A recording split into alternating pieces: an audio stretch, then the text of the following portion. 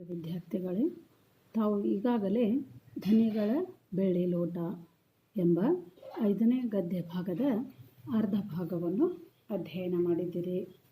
ಇವತ್ತಿನ ಅವಧಿಯಲ್ಲಿ ಅದರ ಕೊನೆ ಭಾಗವನ್ನು ಅಧ್ಯಯನ ಮಾಡೋಣ. ಇವತ್ತಿನ ಅವಧಿಯಲ್ಲಿ ಇಂದು ವೈಶಾಖ ಮಾಸದ 3ನೇ ದಿನ. ಮುಂಜಾನೆ ಚಿನ್ನಮ್ಮ ಎಂದಿನಂತೆ ಹೊಳೆಯ ಅಂಚಿನಲ್ಲಿ ಕೂತು ಪಾತ್ರೆ ತಿಕ್ಕುತ್ತಾ ಹೊಳೆಯ ಮನೆ ಹಾಳು ಬುದ್ಧಿಯನ್ನು ನಿಂದಿಸುತ್ತಿದ್ದಾಳೆ. ನಾನೀಗಾಗಲೇ ಹೇಳಿದ ಹಾಗೆ ಚಿನ್ನಮ್ಮನ ಒಂದು ಕುಟುಂಬಕ್ಕೆ ಬೆಳ್ಳಿಯ ಲೋಟವನ್ನು ಕದ್ದಂತಹ ಅಪವಾದವನ್ನು ದನಿಗಳು ಏನಂತಂದ್ರೆ ಹೊರಿಸಿರ್ತಾರೆ. ಹಾಗಾಗಿ ಈಕೆಯ ಮಗ ಗುಡ್ಡನನ್ನು ದನಿಗಳು ಮರಕ್ಕೆ ಕಟ್ಟಿ ಬಡಿತಾ ಇರಬೇಕಾದ್ರೆ ಆಕೆ ಏನಂತಂದ್ರೆ 3 ಬೇಸಿಗೆ ಕಾಲ ತನ್ನ ದುಡಿತಕ್ಕೆ ಪಡಿ ಇಲ್ಲ ಎಂಬ ಕರಾರಿನನ್ವಯ ತನ್ನ ಮಗನನ್ನು ಬಿಡಿಸಿಕೊಂಡಿರ್ತಾಳ. ಈ ಒಂದು ಘಟನೆ ನಡೆದು ಆಗಲೇ 9 ತಿಂಗಳು ಗತಿಸಿ ಹೋಗಿರ್ತದೆ. ವೈಶಾಖ ಮಾಸದ 3ನೇ ದಿನ ಏನಂತಂದ್ರೆ ಮುಂಜಾನೆ ಎಂದಿನಂತೆ ಚಿನ್ನಮ್ಮ ಏನಂತಂದ್ರೆ ಆ ಹೊಳೆ ಅಂಚಿನಲ್ಲಿ ಕೂತು ಪಾತ್ರೆಯನ್ನು ತಿಕ್ಕುತ್ತಾ ತನ್ನ ಕುಟುಂಬಕ್ಕೆ ಅಂಥ ಅಪವಾದವನ್ನು ಹೊರಿಸಿದಂಥ ಆ ಹೊಳೆಯನ್ನು ಆಕೆ ಏನು ಮಾಡ್ತಾ ಇದ್ದಾಳಂದ್ರೆ ನಿಂದಿಸ್ತಾ ಇದ್ದಾಳ, ಬೈತಾ ಇದ್ದಾಳ. ಅಷ್ಟರಲ್ಲೇ ದನಿಗಳು ಕುದುಪನ ಜೊತೆಗೂಡಿ ಬಂದು ಆ ದಿನದ ಕೆಲಸ ಕಾರ್ಯಗಳ ಬಗ್ಗೆ ಮಾತೆತ್ತಿದ್ದಾರೆ. ಈಕೆ ಹೊಳೆಯನ್ನು ನಿಂದಿಸ್ತಾ ಪಾತ್ರೆ ತೊಳಿತಾ ಇರಬೇಕಾದ್ರೆ ಆ ಕಡೆಯಿಂದ ಏನಂತಂದ್ರೆ ದನಿಗಳು ಈಕೆಯ ಗಂಡ ಕುದುಪನ ಜೊತೆಗೂಡಿ ಏನಂತಂದ್ರೆ ಈಕೆ ಮುಸ್ರೆ ತಿಕ್ಕುವ ಏನು ಪಾತ್ರೆಗಳನ್ನು ತಿಕ್ತಾ ಇರ್ತಾರಲ್ಲ ಆ ಸ್ಥಳಕ್ಕೆ ಅಂದ್ರೆ ಹೊಳೆ ಅಂಚಿಗೆ ಬರ್ತಾರವರು. ಆ ಹೊಳೆ ಅಂಚಿನಲ್ಲೇ ಏನಂತಂದ್ರೆ ದನಿಗಳ ಒಂದು ತೆಂಗಿನ ತೋಪು ಇರ್ತದ. ಅಲ್ಲಿಗೆ ಬಂದಂತಹ ಅವರು ಗಂಡ ಹೆಂಡತಿ ಕೂಡಿ ಅವತ್ತು ಮಾಡಬೇಕಾದಂಥ ಕೆಲಸ ಕಾರ್ಯದ ಬಗ್ಗೆ ಏನು ಮಾಡ್ತಾ ಇದ್ದಾರೆ ಅಂತಂದ್ರೆ ವಿವರಣೆಯನ್ನು ನೀಡ್ತಾ ಇದ್ದಾರೆ. ಕುದುಪ ಸೊಂಟದಲ್ಲಿನ ಕರಿದಾರಕ್ಕೆ ಕೋಮಣದ ತುಂಡೊಂದನ್ನು ಸಿಲುಕಿಸಿ ತಲೆಗೊಂದು ಎಲೆ ವಸ್ತ್ರ ಬಿಗಿಯುತ್ತಾ ದನಿಗಳಿಂದ ಉದುರುವ ಮಾತುಗಳನ್ನು ಹೆಕ್ಕಿಕೊಳ್ಳುವ ಭಂಗಿಯಲ್ಲಿ ನಿಂತಿದ್ದಾನೆ. ದನಿಗಳು ಏನು ಕೆಲಸ ಮಾಡಬೇಕು ಅನ್ನೋದನ್ನು ವಿವರಿಸ್ತಾ ಇದ್ದಾರೆ. ಕುದುಪ ಏನಂತಂದ್ರೆ ತನ್ನ ಒಂದು ಸೊಂಟದಲ್ಲಿ ಕರಿದಾರಕ್ಕೆ ಏನು ಸಿಗಿಸ್ಕೊಂಡಿದ್ದಾನಂದ್ರೆ ಕೋಮನ ಅಂದ್ರೆ ಲಂಗುಟಿ.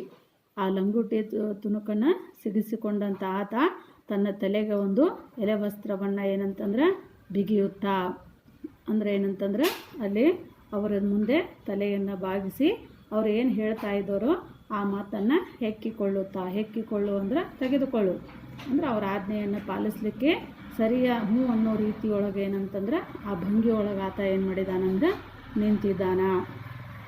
ಕಾದು ಬತ್ತಿರುವ ಹೊಳೆಯಿಂದ ಹೂಳೆತ್ತಿ ತಂದು ತೆಂಗಿನ ತೋಟಕ್ಕೆ ಹಾಕಬೇಕೆಂದು ದನಿಗಳು ಕುದುಪನಿಗೆ ಸೂಚನೆ ನೀಡುತ್ತಿದ್ದರು.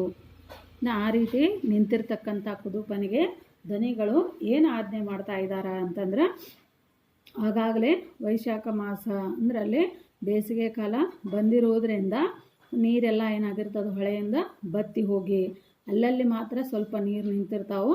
ಎಲ್ಲಿ ನೀರಿನ ಅಂಶ ಇಲ್ಲವೋ ಅಲ್ಲಿಂದ ಏನಂತಂದ್ರೆ ಹೂಳೆತ್ತು ಅಂದ್ರೆ ಮಣ್ಣನ್ನು ಎತ್ತಿ ಹಾಕೋದು ಅಂದ್ರೆ ಹೊಳೆಯಿಂದ ಆ ಹೂಳನ್ನು ಎತ್ತಿ ತೆಂಗಿನ ತೋಟಕ್ಕೆ ಹಾಕಬೇಕು ಅಂಥೇಳಿ ಕುದುಪನಿಗೆ ದನಿಗಳು ಏನು ಮಾಡಿದ್ದಾರೆ ಅಂದ್ರೆ ಸೂಚನೆಯನ್ನು ಕೊಡ್ತಾ ಇದ್ದಾರೆ.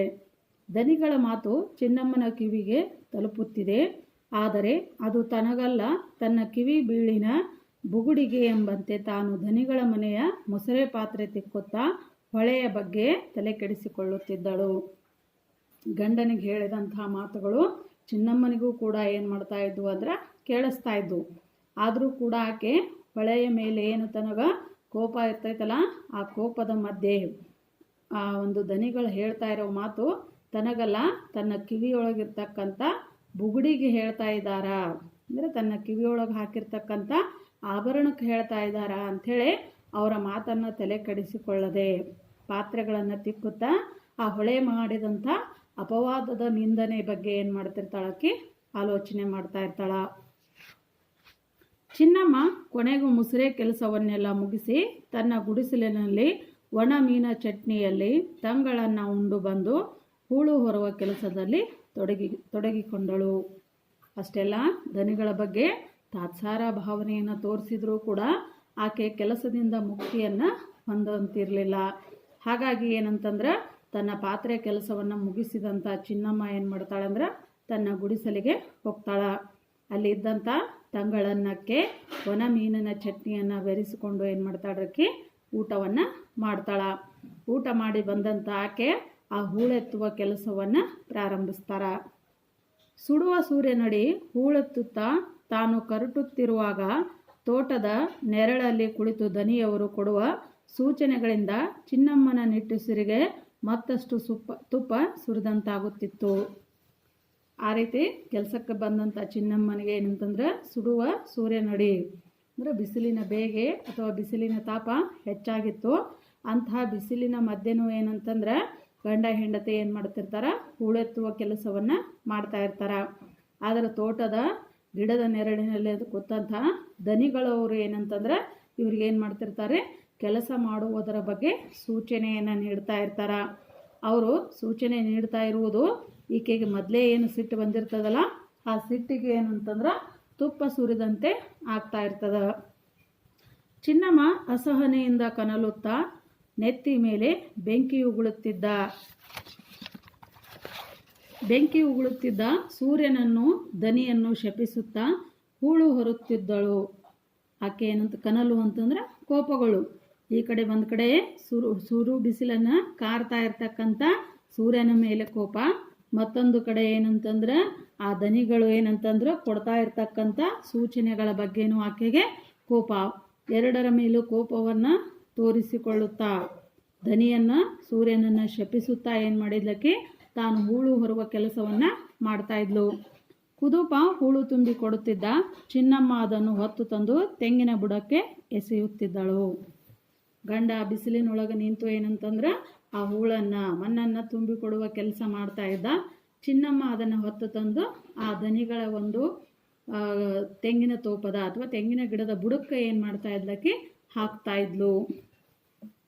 ಹೂಳೆತ್ತುವ ಕೆಲಸ ಹಾಗೆಯೇ ಮುಂದುವರೆದಿತ್ತು. ಮೂಳೆ ಮುರಿದು ಹೋಗುವಂಥ ಕೆಲಸವದು. ಕುದುಪ ಸುಸ್ತಾದ. ಒಂದೆರೆ ಕ್ಷಣ ಅಲ್ಲೇ ನೀರೊಳಗೆ ಕುಸಿದು ಕುಳಿತ. ನೆರಳಲ್ಲಿದ್ದ ದನಿಗಳಿಗೆ ಸಿಟ್ಟಿನಿಂದ ಪಿತ್ತವೇರಿದಂತಾಯಿತು. ಈ ರೀತಿ ಅವರಿಬ್ಬರು ಬಿಸಿಲಿನೊಳಗೆ ಮಾಡ್ತಾ ಇರಬೇಕಾದ್ರೆ ಆ ಬಿಸಿಲಿನ ಬೇಗೆಯನ್ನು ತಾಳಲಾರದೆ ಏನಂತಂದ್ರೆ ಕುದುಪ ಏನಾಗ್ತಾನ ಕೆಲಸದಿಂದ ಸುಸ್ತಾದಂತಹ ಆತ ಏನಂತಂದ್ರೆ ಒಂದು ಅರೆ ಕ್ಷಣ ಅಂದ್ರೆ ಒಂದು ಸ್ವಲ್ಪ ಕ್ಷಣ ಅಥವಾ ಒಂದು ಅರೆಗಳಿಗೆ ಅಂತೀವಲ್ಲ ಆ ಒಂದು ಅರೆ ಕ್ಷಣ ಏನಂತಂದ್ರೆ ಅಲ್ಲೇ ನಿಂತಹ ನೀರಿನೊಳಗೆ ಏನಂತಂದ್ರೆ ಕುಸಿದು ಕೂಡ್ತಾನ. ಈತ ಕುಸಿದು ಕೂತ್ರೆ ದೂರದ ನೆರಳಿನಲ್ಲಿ ಕೂತಿದ್ದ ದನಿಗಳಿಗೆ ಏನಂತಂದ್ರೆ ಸಿಟ್ಟು ನೆತ್ತಿಗೇರದಂತಾಗತ್ತ. ಎದ್ದೇಳು ಮೂರ್ಖಾಸಿನವ, ಪಡಿ ಅಳೆಯುವಾಗ ಪಾವಕ್ಕಿ ಕಮ್ಮಿ ಮಾಡಿದರೆ ಸುಮ್ಮನೆ ಇರ್ತೀಯೇನೋ ನೀನು ಎಂದು ಸಿಡುಕಿದರು. ಯಾವಾಗ ಕುದುಪ ನೀರೊಳಗೆ ಕುಸಿದು ಬೀಳ್ತಾನ ಆಗ ದೂರದಲ್ಲಿ ಕೂತಂಥ ದನಿಗಳಿಗೆ ಸಿಟ್ಟು ಬಂದು ಆತನನ್ನು ಏನು ಮಾಡ್ತಾರವರು ಬೈತಾರ. ಏನಂತಂದ್ರೆ ಎದ್ದೇಳು ಮೂರ್ಖಾಸಿನವ ಅಂದ್ರೆ ಮೂರ್ಖಾಸಿನ ಹಣಕ್ಕೆ ಬೆಲೆ ಇಲ್ಲದಂತಹ ವ್ಯಕ್ತಿ ಆತ. ಹಾಗಾಗಿ ಅಂದ್ರೆ ದುಡಿತಕ್ಕೆ ಬಂದಂಥ ಅವನನ್ನು ಏನು ಮಾಡ್ತಾರಂದ್ರೆ ಬೈತಾರ. ಈಗ ನೀ ಮಾಡುವಂಥ ಕೆಲಸಕ್ಕೆ ನೀ ಕುಂತಿ ಅಂಥೇಳಿ ನಿನಗೆ ಸಾಮಗ್ರಿಯನ್ನು ಕೊಡಾಗ ಅಥವಾ ದವಸ ಧಾನ್ಯಗಳನ್ನು ಕೊಡಾಗ ಪಾವಕ್ಕಿ ಕಮ್ಮಿ ಮಾಡಿದ್ರೆ ಸುಮ್ಮನೆ ತಗೋತೀಯೇನು ನೀನು ಅಂಥೇಳಿ ಸಿಟ್ಟಿಗೆ ಏರ್ತಾರ. ಚಿನ್ನಮ್ಮನಿಗಂತೂ ಪಡಿ ಇಲ್ಲದ ಈ ದುಡಿತದ ಬಗ್ಗೆ ಇನ್ನಿಲ್ಲದಂತಹ ಅಸಮಾಧಾನವಿದೆ.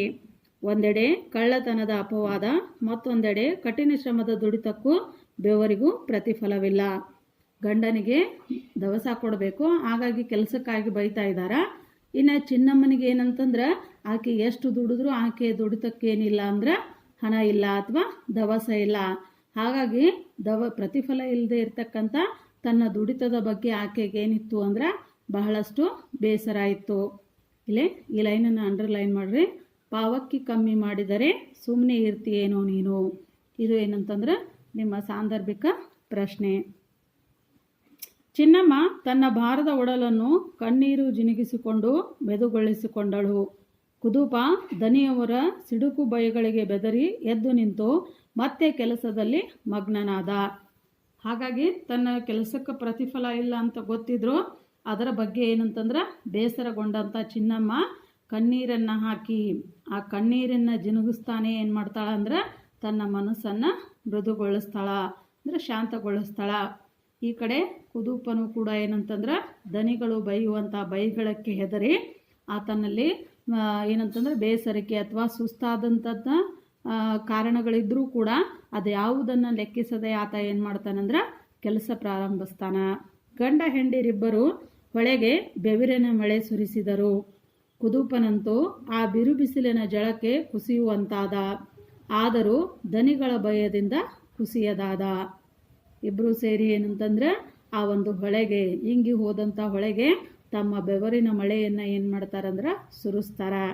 ಕುದೂಪನಿಗೆ ಆ ಬಿಸಿಲಿನ ಜಳಕ್ಕೆ ಏನಂತಂದ್ರೆ ಸಾಕಷ್ಟು ಸುಸ್ತು ಅಥವಾ ಕುಸಿಯುವಂತಾಗ್ತಾನೆ. ಆದರೂ ದನಿಗಳ ಭಯದಿಂದ ಆತ ಏನಂತಂದ್ರೆ ತನ್ನ ದೇಹದ ಆಯಾಸವನ್ನು ತೋರಿಸಿಕೊಳ್ಳದೆ ಏನಂತಂದ್ರೆ ದೇಹದ ಮೂಲೆ ಮೂಲೆಗಳಿಂದ ಒಂದಷ್ಟು ತಾಕತ್ತನ್ನು ಸೋಸಿ ತಂದು ಮತ್ತೆ ಬುಟ್ಟಿಗೆ ಹೂಳು ತುಂಬತೊಡಗಿದ. ಆತ ಏನಂತಂದ್ರೆ ದನಿಗಳ ಭಯದಿಂದ ತನ್ನ ದೇಹದಲ್ಲಿ ಅವಿತುಕೊಂಡಿರ್ತಕ್ಕಂಥ ಮೂಲೆ ಮೂಲೆಯಲ್ಲಿರ್ತಕ್ಕಂಥ ಒಂದು ತಾಕತ್ತನ್ನು ಸೋಸಿ ತಂದೆ ಏನು ಮಾಡ್ತಾನಂದ್ರೆ ಆ ಒಂದು ಬುಟ್ಟಿಗೆ ಹೂಳನ್ನು ತುಂಬುವ ಕೆಲಸ ಮಾಡ್ತಾನ. ಬುಟ್ಟಿ ತುಂಬತೊಡಗಿತಿವು. ಇನ್ನೇನು ಹೂಳು ತುಂಬಿದ ಬುಟ್ಟಿಯನ್ನು ಚಿನ್ನಮ್ಮನ ತಲೆಗೇರಿಸಬೇಕೆನ್ನುವಷ್ಟರಲ್ಲಿ ನೋಡುತ್ತಾನೇನೋ ಆವ ಮೂರ್ಛೆ ಬೀಳುವಂತಾದ. ಆ ದನಿಗಳ ಭಯದಲ್ಲಿ ತುಂಬಿಸಿದಂತಹ ಬುಟ್ಟಿಯನ್ನು ಏನಂತಂದ್ರೆ ಎತ್ತಿ ಹೆಂಡತಿಯ ತಲೆ ಮೇಲೆ ಇಡಬೇಕು. ಅಷ್ಟರೊಳಗೆ ಆ ಬುಟ್ಟಿಯೊಳಗೆ ಆತ ಏನು ಮಾಡ್ತಾನಂದ್ರೆ ಒಂದು ವಿಚಿತ್ರವಾದ ವಸ್ತುವನ್ನು ನೋಡ್ತಾನ. ಅದನ್ನು ನೋಡಿ ಆತ ಮೂರ್ಛೆ ಬೀಳುವ ಹಂತಕ್ಕೆ ಬರ್ತಾನ. ನವಮಾಸಗಳ ಕಾಲ ಹೊಳೆಯ ಉದರದಲ್ಲಿ ಅಡಗಿದ್ದ ದನಿಗಳ ಬೆಳ್ಳಿ ಲೋಟದ ಮಂಕು ಮೂತಿ ಕಾಣಿಸುತ್ತಿದೆ. ತಾನೀ ದಂಪತಿಗಳನ್ನು ಅಪವಾದದ ಕುಣಿಕೆಯೊಳಗೆ ಸಿಲುಕಿಸಿ ನದಿಯ ಉದರದಲ್ಲಿ ಅಡಗಿಕೊಂಡೇನಲ್ಲ ಎಂಬ ಪಶ್ಚಾತ್ತಾಪದಲ್ಲದು ಮುಖ ಮರೆಮಾಡಿಕೊಂಡಂತಿದೆಯೇನೋ ಎಂಬಂತೆ ಕೆಸರೊಳಗೆ ದೇಹ ಹುದುಕಿಕೊಂಡಿದ್ದ ಬೆಳ್ಳಿ ಲೋಟವನ್ನು ಕುದೂಪ ನಿಧಾನಕ್ಕೆ ಬುಟ್ಟಿಯಿಂದ ಹೊರಗೆಳೆದ. ಅಂದ್ರೆ ಕುದೂಪ ಬುಟ್ಟಿಯೊಳಗೆ ನೋಡಿರ್ತಕ್ಕಂಥ ವಸ್ತು ಏನು ಅಂದ್ರೆ ಇವರ ಒಂದು ಕುಟುಂಬಕ್ಕೆ ಕಳ್ಳತನದ ಅಪವಾದವನ್ನು ಹೊರಿಸಿ ಆ ಒಂದು ಕೆಸರಿನಲ್ಲಿ ತನ್ನ ಮುಖವನ್ನು ಮರೆಸಿಕೊಂಡಂಥ ಬೆಳ್ಳಿ ಲೋಟವನ್ನು ಏನು ಮಾಡ್ತಾನಾತ ನೋಡ್ತಾನ. ಅದು ಏನಂತಂದ್ರೆ ಇವರ ದಂಪತಿಗಳಿಗೆ ಅಪವಾದದ ಕುಣಿಕೆಯನ್ನು ಹೊರಸೀನಿ ಅಂಥೇಳಿ ಏನು ಮಾಡಿತ್ತದು ಪಶ್ಚಾತ್ತಾಪದಲ್ಲಿ ತನ್ನ ಮುಖವನ್ನು ಮುಚ್ಚಿಕೊಂಡಿತ್ತು. ಇಲ್ಲಿ ಏನಂತಂದ್ರೆ ಲೇಖಕಿಯ ಹೋಲಿಕೆ ಇದು. ವಸ್ತು ಯಾವುದು ಏನಂತಂದ್ರೆ ಮನುಷ್ಯನನ್ನು ನೋಡಿ ಏನು ಮಾಡುವುದಿಲ್ಲ, ಮುಚ್ಚಿಕೊಳ್ಳುವುದಿಲ್ಲ. ಅಂದ್ರೆ ಬೆಳ್ಳಿ ಲೋಟಕ್ಕೆ ತನ್ನಷ್ಟಕ್ಕೆ ತಾನೇ ಪಶ್ಚಾತ್ತಾಪ ಆಗಿತ್ತು ಅನ್ನೋದನ್ನು ಏನು ಮಾಡ್ತಾರೆ ಇಲ್ಲಿ ಲೇಖಕಿ ಅದನ್ನು ಕೂಡ ಒಂದು ಭಾವನೆ ಉಳ್ಳಂಥ ವಸ್ತು ಅನ್ನೋ ಹಾಗೆ ಬಿಂಬಿಸಿದಾರ. ಆ ಬೆಳ್ಳಿ ಲೋಟವನ್ನು ನಿಧಾನವಾಗಿ ಆತ ಏನು ಮಾಡ್ತಾನಂದ್ರೆ ಹೊರಗಡೆ ತೆಗಿತಾನ. ಇನ್ನು ಸೂತಕ ಕಳೆಯದ ಹಸಿ ಮಗುವನ್ನು ಮೀಸುವಂತೆ ನಿಧಾನಕ್ಕೆ ಹೊಳೆಯ ನೀರಲ್ಲಿ ಆ ಬೆಳ್ಳಿ ಲೋಟವನ್ನು ತೊಳೆಯತೊಡಗಿದ. ಹಾಗೆ ಹೊರಗೆ ತೆಗೆದಂಥ ಆ ಬೆಳ್ಳಿ ಲೋಟವನ್ನು ಆತ ಏನು ಮಾಡ್ತಾನಂದ್ರೆ ಮೇಯಿಸ್ತಾನ. ಮೇಯಿಸು ಅಂದ್ರೆ ಸ್ನಾನ ಮಾಡಿಸು. ಅದನ್ನು ಹೆಂಗೆ ಸ್ನಾನ ಮಾಡಿಸ್ತಾನ ಅಂತ ಹೋಲಿಸ್ತಾರಂದ್ರೆ ಇನ್ನೂ ಸೂತಕ ಕಳೆಯದ ಹಸಿ ಮಗುವನ್ನು ಅಂದ್ರೆ ಆಗ ತಾನೇ ಹುಟ್ಟಿದಂಥ ಆ ಹಸಿ ಮಗು ಏನಂತಂದ್ರೆ ಅದು ಮೈಲಿಗೆ ಆಗಿರ್ತೈತಲ್ಲ, ಆ ಮೈಲಿಗೆಯನ್ನು ಬಿಡಿಸುವ ರೀತಿಯೊಳಗೆ ಹೆಂಗೆ ಅದನ್ನು ಮೈ ತೊಳಿತಾರೋ ಹಂಗೆ ಆ ಬೆಳ್ಳಿ ಲೋಟವನ್ನು ಕೂಡ ಕುದೂಪ ಏನು ಮಾಡಿದ ಅಂದ್ರೆ ಮೀಸಿದ ಅಂದ್ರೆ ತೊಳೆದ ಅಂಥೇಳಿ ಹೇಳ್ತಾರ. ಈ ಲೋಟದಿಂದಾಗಿ ತಾನೆಷ್ಟು ಅಪಮಾನದ ಮಾತುಗಳನ್ನು ಆ ಧನಿ ಪತ್ನಿಯವರ ಕೊಳಕು ಬಾಯಿಂದ ಕೇಳಿಬಿಟ್ಟೆ ಎಂದು ಕುದೂಪ ಹನಿಗನ್ನಾಗಿಯೇ ಆ ಲೋಟ ತೊಳೆದ. ಹೊಳೆಯ ಹೂಳೊಳಗೆ ಅವಿತು ತನ್ನ ಬಣ್ಣ ಗಾಂಭೀರ್ಯ ಕಳೆದುಕೊಂಡಿದ್ದ ಬೆಳ್ಳಿ ಲೋಟಕ್ಕೆ ಇದೀಗ ಕುದೂಪನಿಂದಾಗಿ ಜೀವ ಬಂದಂತಾಯಿತು. ಆ ಬೆಳ್ಳಿ ಲೋಟ ಆ ಒಂದು ಮನೆತನಕ್ಕೆ ಅಥವಾ ಇವ್ರ ಕುಟುಂಬಕ್ಕೆ ಅಪವಾದವನ್ನು ಹೊರಿಸೀನಿ ಅಂಥೇಳಿ ಮುಚ್ಕೊಂಡಿತ್ತು. ಅದನ್ನು ನೋಡಿದಂಥ ಕುದೂಪ ಇದಕ್ಕಾಗಿ ನಾನು ಧನಿ ಪತ್ನಿಯವರಿಂದ ಎಷ್ಟೆಲ್ಲ ಮಾತುಗಳನ್ನು ಕೇಳಬೇಕಾಯಿತು ಅಂಥೇಳಿ ತನ್ನ ಮನಸ್ಸಿನೊಳಗೆ ನೆನಪಿಸಿಕೊಂಡಂಥ ಆತ ಹೂಳೊಳಗೆ ಅವಿತುಕೊಂಡಿರ್ತಕ್ಕಂಥ ಅದನ್ನು ಬಹಳಷ್ಟು ನೀಟಾಗಿ ಅಂದರೆ ಏನಂತಂದ್ರೆ ಅದಕ್ಕೆ ಮತ್ತೆ ಹೊಳಪು ಬರುವಂಗ ಗಾಂಭೀರ್ಯ ಬರುವಂಗ ಏನು ಮಾಡ್ತಾನಂದ್ರೆ ಜೀವ ಬಂದಂತೆ ಅದನ್ನು ತೊಳಿತಾನ. ತೋಟದಂಚಿನ ನೆರಳಲ್ಲಿ ಕುಳಿತು ಒಕ್ಕಲ ಮಕ್ಕಳ ಬೆವರ ಧಾರೆಯನ್ನೇ ದಿಟ್ಟಿಸುತ್ತಿದ್ದ ದನಿಗಳನ್ನು ಬೆಳ್ಳಿ ಲೋಟವು ಗಮನಿಸಿತು. ಈ ಕಡೆ ಅದನ್ನು ನೀಟಾಗಿ ಕುದೂಪ ತೊಳೆದ ನಂತರ ಈ ಒಂದು ಒಕ್ಕಲು ಮಕ್ಕಳ ಅಂದರೆ ದುಡಿಮೆಯಲ್ಲಿ ಬೆರೆತಿರ್ತಕ್ಕಂಥ ಈ ಒಂದು ರೈತಾಪಿ ಮಕ್ಕಳ ಒಂದು ಬೆವರ ದಾರಿಯನ್ನು ಅಲ್ಲೇ ದೂರದಿಂದಲೇ ಕೂತಂಥ ದನಿಗಳನ್ನು ಈ ಒಂದು ಬೆಳ್ಳಿ ಲೋಟ ಏನು ಮಾಡ್ತದಂದ್ರೆ ಗಮನಿಸ್ತದ. ದನಿಗಳು ಮಾತ್ರ ಆ ಲೋಟವನ್ನು ಗಮನಿಸುವಂತಿರಲಿಲ್ಲ. ಅವರು ಚಿನ್ನಮ್ಮನ ಹಣೆಯಿಂದ ಕುಂಕುಮದೊಂದಿಗೆ ಕೆಳಗಿಳಿಯುತ್ತಿದ್ದ ಬೆವರಿನ ಧಾರೆಯನ್ನೇ ಗಮನಿಸುತ್ತಿದ್ದರು. ಲೋಟ ಮಾತ್ರ ಅವರನ್ನು ಗಮನಿಸ್ತದ. ಆದರೆ ದೂರದಲ್ಲಿದ್ದಂಥ ದನಿಗಳು ಅವರು ಕೆಲಸ ಮಾಡುವಂಥ ವ್ಯಕ್ತಿಗಳ ಮೈಯಲ್ಲಿ ಅಂದರೆ ಚಿನ್ನಮ್ಮನ ಮೈಯಲ್ಲಿ ಹರಿಯುವಂಥ ಬೆವರನ್ನು ಏನು ಮಾಡ್ತಾ ಇದ್ರು ಅಂದ್ರೆ ಗಮನಿಸ್ತಾ ಇದ್ರು. ಅಂದರೆ ಇವರು ಕಷ್ಟಪಟ್ಟು ಕೆಲಸ ಮಾಡ್ತಾ ಇದ್ದಾರೋ ಅಥವಾ ಸುಮ್ಮನೆ ಕೂತಿದ್ದಾರೋ ಅನ್ನೋದನ್ನು ಮಾತ್ರ ದನಿಗಳು ಏನು ಮಾಡ್ತಾ ಇದ್ರು ಅಂದ್ರೆ ಗಮನಿಸ್ತಾ ಇದ್ರು. ಕುದೂಪ ಹೂಳು ತುಂಬಿದ ಬುಟ್ಟಿಯನ್ನೆತ್ತಿ ಚಿನ್ನಮ್ಮನ ತಲೆಗೇರಿಸಿದ. ನೀರೊಳಗೆ ನಿಂತು ಕೂತು ಕಾಲ ಕಳೆಯುವ ಇನ್ನೇನು ಮಸಲತ್ತು ನಡೆಸುತ್ತಿರುವುದನ್ನು ಕಂಡು ದನಿಗಳು ಮತ್ತೆ ಸಿಟ್ಟಾದರು. ಆದರೂ ಇದೇನು ಹೊಸ ಮಸಲತ್ತು ಇರಬೇಕೆಂದು ಕಣ್ಣು ಕಿರಿದುಗೊಳಿಸಿ ಆತನಲ್ಲೇ ದಿಟ್ಟಿ ನೆಟ್ಟರು. ದಿಟ್ಟಿ ಅಂದ್ರೆ ದೃಷ್ಟಿ. ಅಂದ್ರೆ ಕುದೂಪ ಅಷ್ಟೆಲ್ಲ ಬೆಳ್ಳಿಯ ಲೋಟವನ್ನು ನೀಟಾಗಿ ಆತ ಏನಂತಂದ್ರೆ ಒರೆಸಿ ಆ ಕಡೆ ಏನಂತಂದ್ರೆ ಹೂಳು ತುಂಬಿದಂಥ ಬುಟ್ಟಿಯನ್ನು ಏನು ಮಾಡ್ತಾನೆ ಚಿನ್ನಮ್ಮನ ತಲೆಗೆ ಏರಿಸ್ತಾನ. ಅಂದರೆ ಆಕೆಗೆ ತಲೆಗೆ ಹೊರಿಸ್ತಾನ.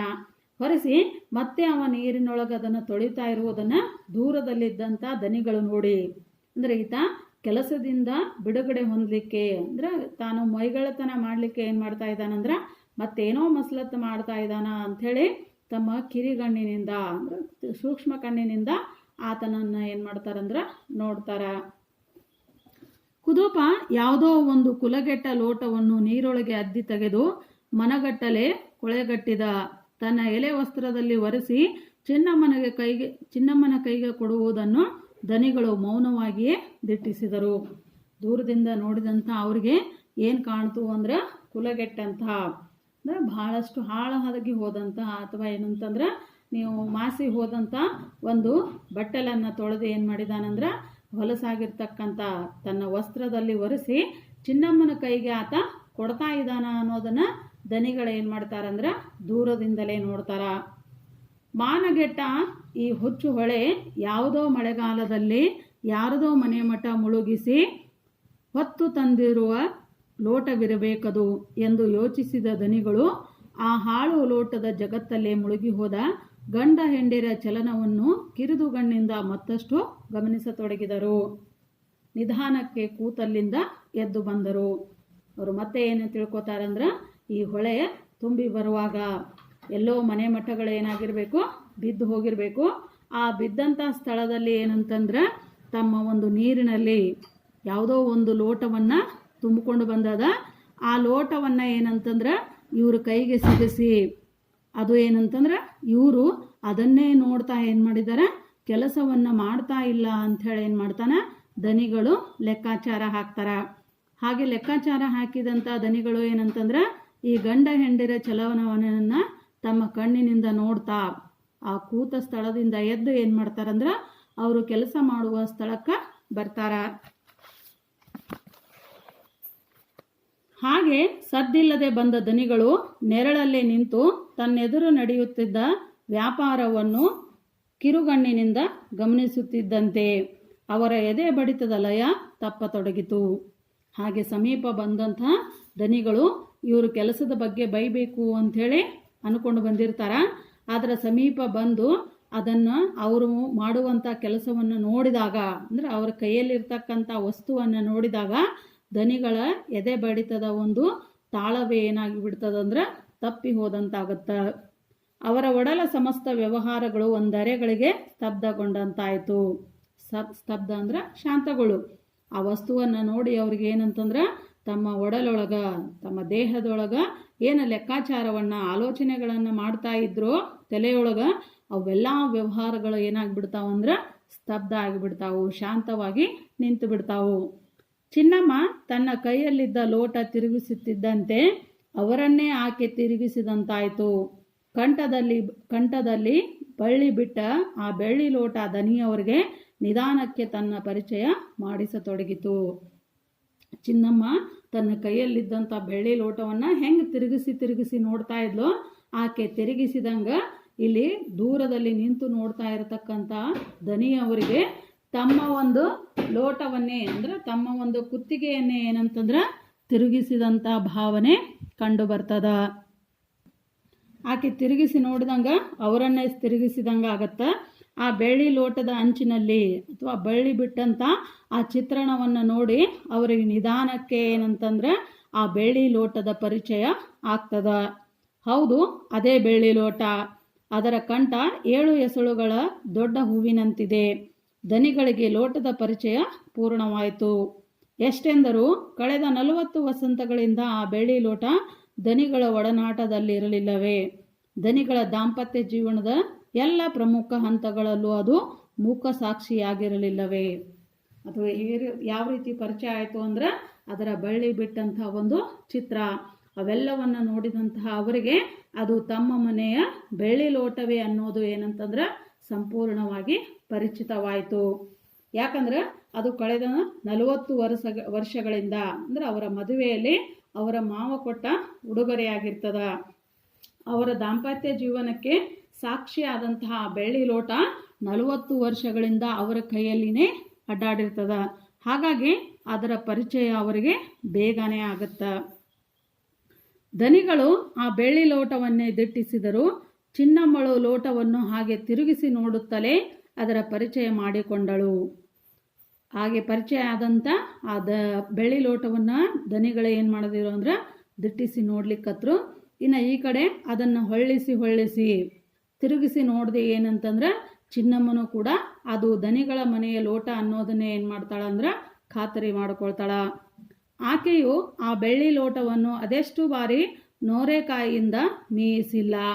ಹಾಗೆ ಮೀಯಿಸುವಾಗಲೆಲ್ಲ ಅದರ ಮೈ ಮೇಲೆ ಬಿಟ್ಟಿರುವ ಬಳ್ಳಿಯ ಚಂದವನ್ನು ಅದೆಷ್ಟು ಬಾರಿ ದನಿ ಪತ್ನಿಯವರಲ್ಲಿ ಹೊಗಳಿಲ್ಲ. ಹೌದು, ಅದೇ ಕಂಠದಲ್ಲೆಲ್ಲ ಬಳ್ಳಿ ಬಿಟ್ಟ ಚಂದದ ಲೋಟ.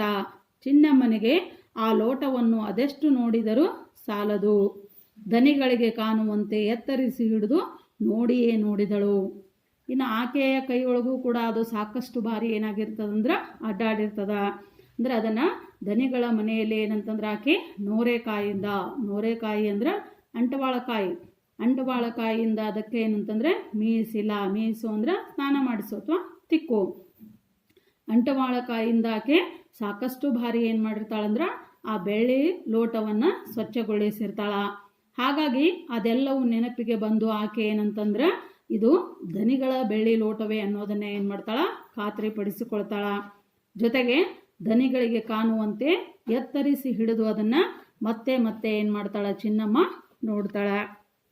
ಕುದೂಪನು ಆ ಬೆಳ್ಳಿ ಲೋಟವನ್ನೇ ಗಮನಿಸುತ್ತಿದ್ದ. ಆತನಿಗಂತೂ ಆ ಲೋಟದ ದರ್ಶನವಾದೊಡನೆ ಬಿಸಿಲಿನಿಂದ ಜೀವ ಕಳೆದುಕೊಂಡಿದ್ದ ದೇಹಕ್ಕೆ ಮತ್ತಷ್ಟು ಹೊಸ ಚೈತನ್ಯ ಬಂದಂತಾಯಿತು. ಇನ್ನು ಹೆಂಡತಿ ಅದನ್ನು ತಿರುಗಿಸಿ ನೋಡ್ತಾ ಇದ್ರೆ ಕುದೂಪನು ಕೂಡ ಆ ಬೆಳ್ಳಿ ಲೋಟವನ್ನೇ ಏನು ಮಾಡ್ತಾ ಇದ್ದ ಅಂದ್ರೆ ನೋಡ್ತಾ ಇದ್ದ.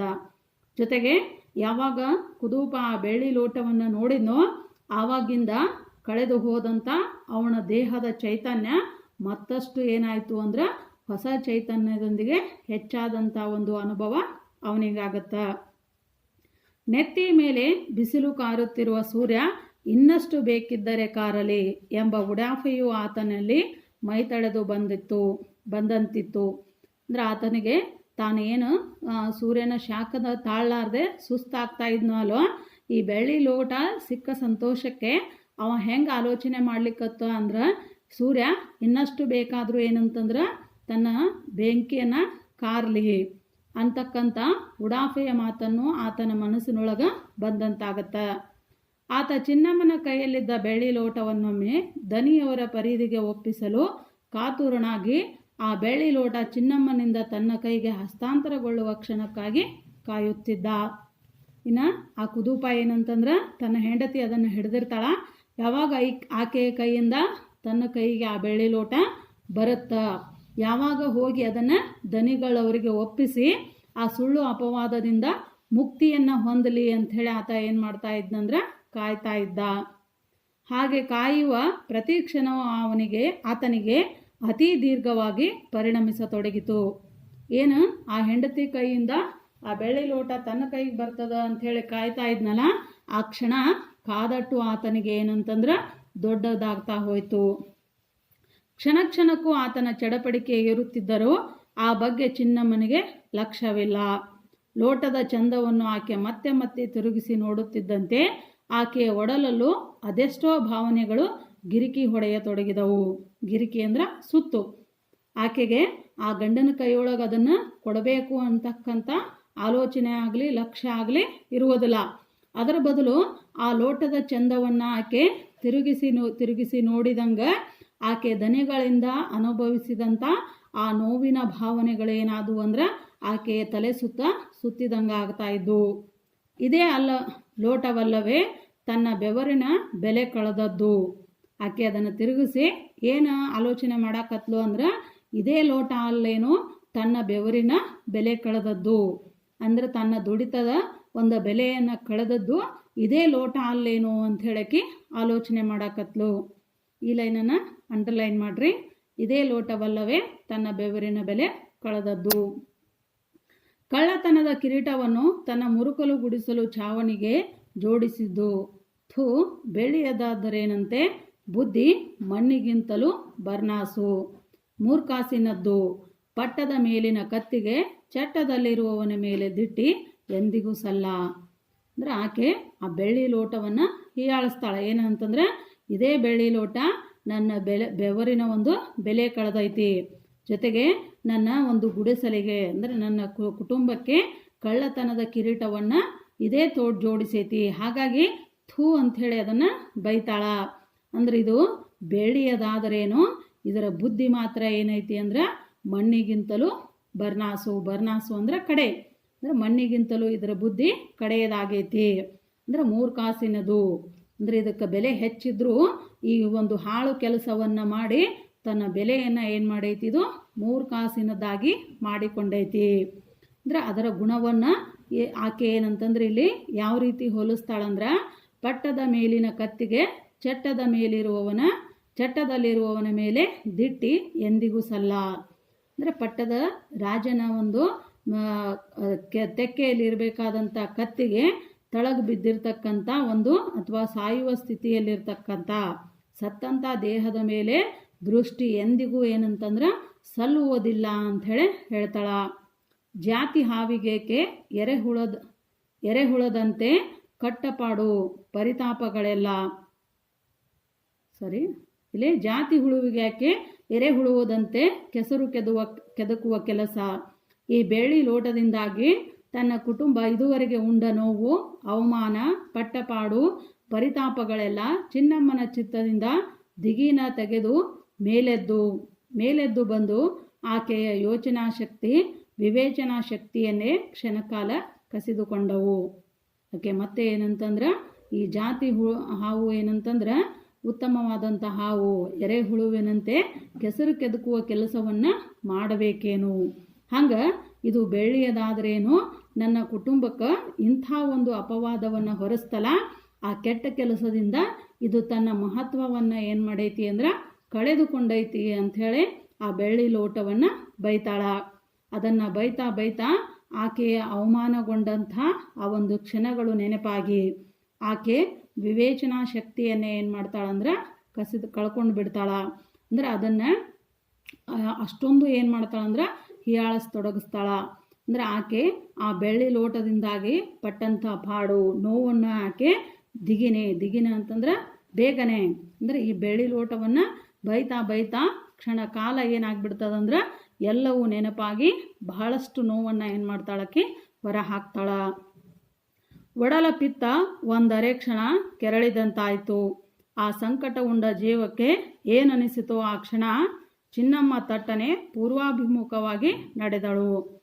ಆಕೆ ಏನಂತಂದ್ರೆ ಒಂದು ಕ್ಷಣ ಏನಂತಂದ್ರೆ ಆಕೆ ಮತ್ತಷ್ಟು ಒಂದು ಕೋಪದಿಂದ ಏನು ಮಾಡ್ತಾಳಂದ್ರೆ ಕೆರಳದಿಂತ ಆಕೆ ಅಲ್ಲಿಂದ ಅಂದರೆ ತಾನು ಮಾಡ್ತಾ ಇರ್ತಕ್ಕಂಥ ಕೆಲಸದಿಂದ ಥಟ್ಟನೆ ಮೇಲೆದ್ದು ಏನು ಮಾಡ್ತಾಳ, ಪೂರ್ವಾಭಿಮುಖವಾಗಿ ಮುಂದೆ ಹೋಗ್ತಾಳ. ಆ ಹೊಳೆಯಲ್ಲಿ 10 ಹೆಜ್ಜೆ ಹಾಕಿ 11ನೇ ಹೆಜ್ಜೆಯಡಿ ನಿಂತವಳು.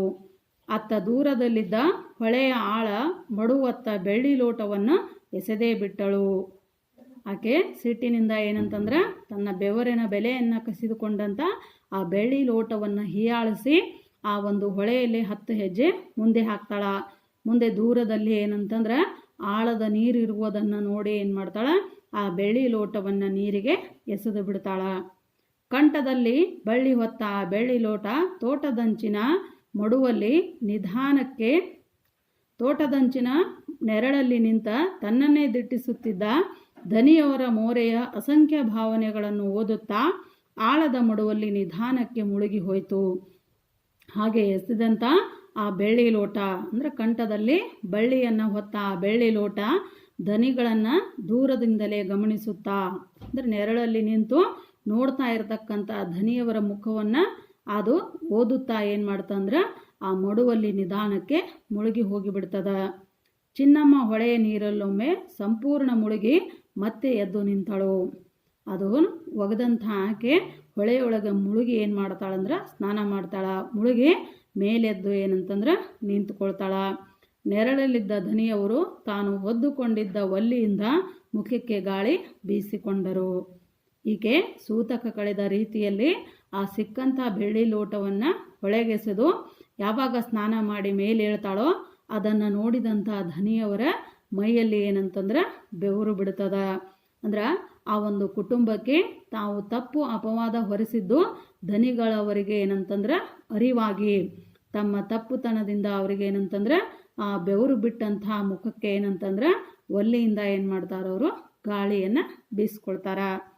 ಅಂದ್ರೆ ಆ ಒಕ್ಕಲು ಮಕ್ಕಳ ಸಿಟ್ಟು ಕೊನೆಗೆ ಏನಂತಂದ್ರೆ ಸಿಕ್ಕಂಥ ಬೆಳ್ಳಿ ಲೋಟವನ್ನು ಆಕೆ ಧನಿಗಳಿಗೆ ಒಪ್ಪಿಸಿದೆ. ತನ್ನ ದುಡಿತಕ್ಕೆ ಒಂದು ಪಡಿ ಇಲ್ಲದಿದ್ದರೂ ಚಿಂತೆ ಇಲ್ಲ, 3 ವರ್ಷ ಏನಂತಂದ್ರೆ ದುಡಿದರಾಯಿತು ಅಂಥೇಳಿ ಸಿಕ್ಕಂಥ ಬೆಳ್ಳಿ ಲೋಟದ ಮೇಲೆ ತನ್ನ ಒಂದು ಭಾವನೆಯನ್ನು ಅಥವಾ ತನ್ನ ಒಳಗೆ ಹುದುಗಿರ್ತಕ್ಕಂಥ ಆ ಕೋಪವನ್ನು ತೀರಿಸಿಕೊಂಡು ಏನು ಮಾಡ್ತಾಳೆ ಅಂದರೆ ಚಿನ್ನಮ್ಮ ಆ ಲೋಟವನ್ನು ಮತ್ತೆ ನೀರಿಗೆ ಎಸೆತಾಳ. ಇದರೊಂದಿಗೆ ಏನಾಗುತ್ತಂದ್ರೆ ನಿಮ್ಮ 5ನೇ ಒಂದು ಗದ್ಯ ಭಾಗ ಪೂರ್ಣಗೊಳ್ಳುತ್ತಾ. ಮುಂದಿನ ಅವಧಿಯಲ್ಲಿ ಇನ್ನೊಂದು ಪದ್ಯವನ್ನು ಅಧ್ಯಯನ ಮಾಡೋಣ.